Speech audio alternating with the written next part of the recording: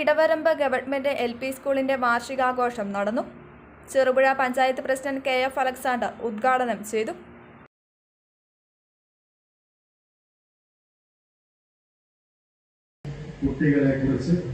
കുട്ടികളുടെ രക്ഷിതാക്കളെ കുറിച്ച് അവരാരും ഉണ്ടാവില്ല, ഇതൊന്നും പറയുന്നതിൽ അർത്ഥമൊന്നും ഞാൻ വിചാരിക്കുന്നില്ല. എങ്കിലും അവരെ കുറിച്ച് സാറ് പറഞ്ഞിരുന്നു.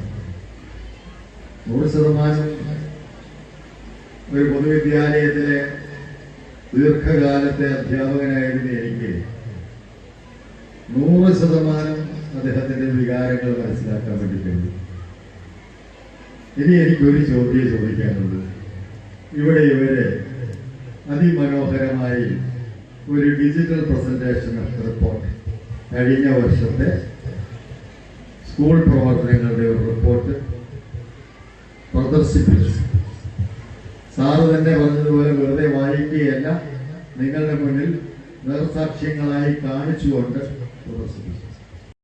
Standing committee chairman M. Balakrishnan അധ്യക്ഷനായി.